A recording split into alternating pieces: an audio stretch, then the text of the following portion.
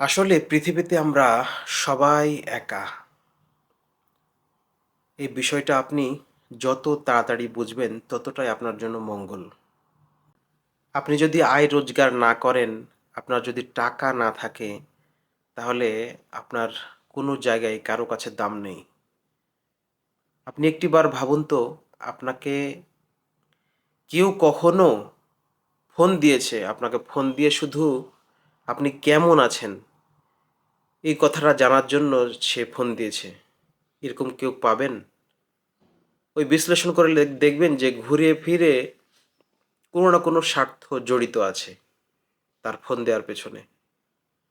এজন্য দূরের প্রতিবেশী বন্ধু বান্ধব তো দূরের কথা, নিজের স্বামী অথবা স্ত্রী, এমনকি নিজের বাবা মাও সবাই স্বার্থ ফুরালে অথবা স্বার্থে আঘাত লাগলে আপনাকে দূরে ঠেলে দিতে এক সেকেন্ডও দেরি করবে না।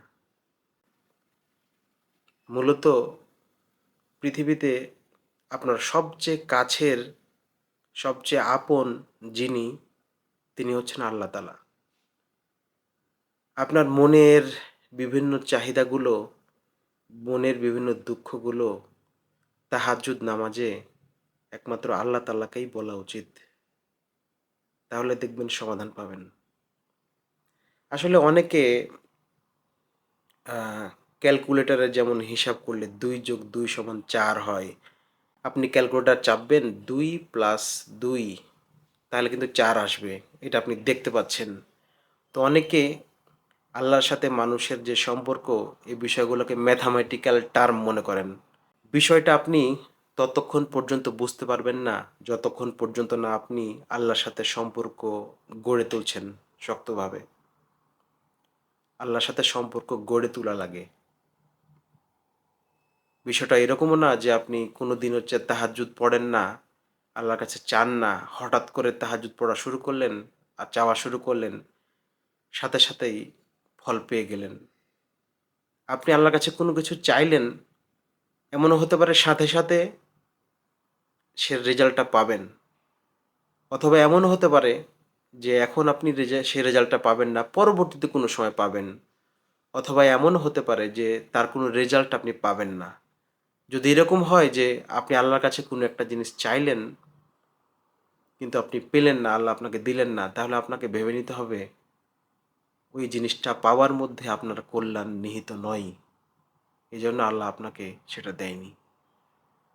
আমরা যে বলি আমরা সব কিছুতে আল্লাহর উপর বিশ্বাস রাখি, এটা কি আসলেই আমাদের অন্তরের গভীরতর গভীরে ধারণ করি, নাকি মুখেই বলি শুধু? আপনি যখন সব কিছুতেই আল্লাহর উপর ভরসা রাখতে পারবেন, আল্লাহর উপর ভরসা এই বিষয়টিকে অন্তরের গভীরে ধারণ করতে পারবেন, তখনই মূলত আল্লাহর সাথে সম্পর্কের যে কি স্বাদ, এটা পাওয়া শুরু করবেন।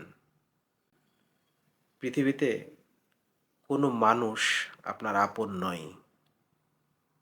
পৃথিবীতে আপনার একমাত্র আপন আল্লাহ তাআলা। তাই আপনার দুঃখ, কষ্ট, চাওয়া, পাওয়া সবকিছু আল্লাহর সাথে শেয়ার করুন।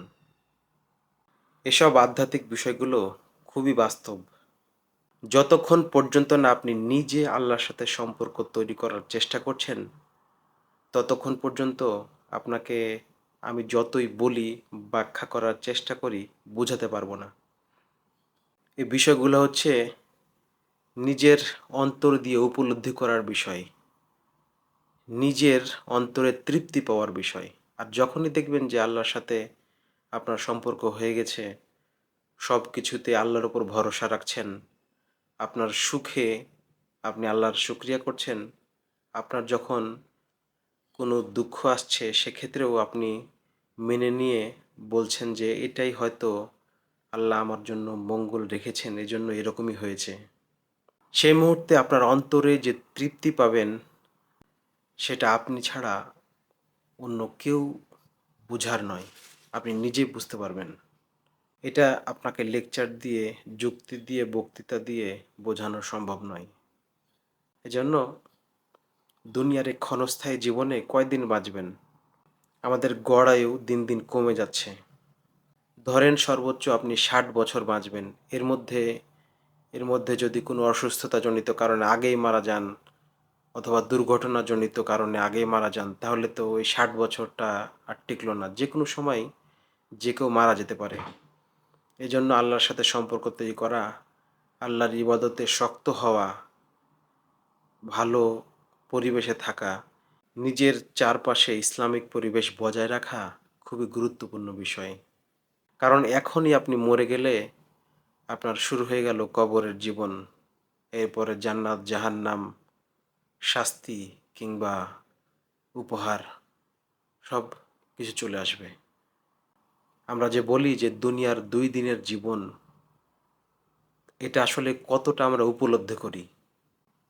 এটাকে আমরা আসলেই বিশ্বাস করি যে দুনিয়ার জীবন ২ দিনের?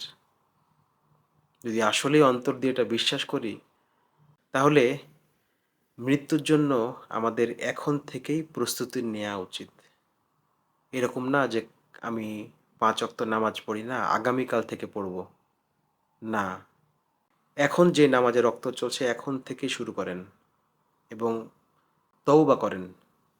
আগে যতগুলো নামাজ পড়েন নাই, আগে যতগুলো গুনাহ করেছেন সেখান থেকে ফিরে আসুন। এখনই, কালকে থেকে করব, এই ইউনিভার্সিটি জীবন শেষ করে নিই তারপরে করব, পরের মাস থেকে শুরু করব। এমনও হতে পারে যে মৃত্যুর ফেরেশতা আর ১ মিনিটের মধ্যেই আপনার রূহ নিয়ে চলে যাবে। তারপরে আপনার পরের মাস পর্যন্ত সময় পাবেন না। এজন্য এখন থেকেই যে আপনার গুনাহ, পূর্বের যে আপনার ভুলগুলো সেগুলোর তওবা করুন, সঠিক পথে ফিরে আসুন। দুনিয়ার ক্ষণস্থায়ী জীবনকে উপেক্ষা করে চিরস্থায়ী জীবনে আপনি জান্নাত চান, আল্লাহর সন্তুষ্টি চান, নাকি জাহান্নামে কাটাবেন? সেটা আপনি নিজেই আল্লাহর সাথে সম্পর্ক করার মাধ্যমে ঠিক করুন।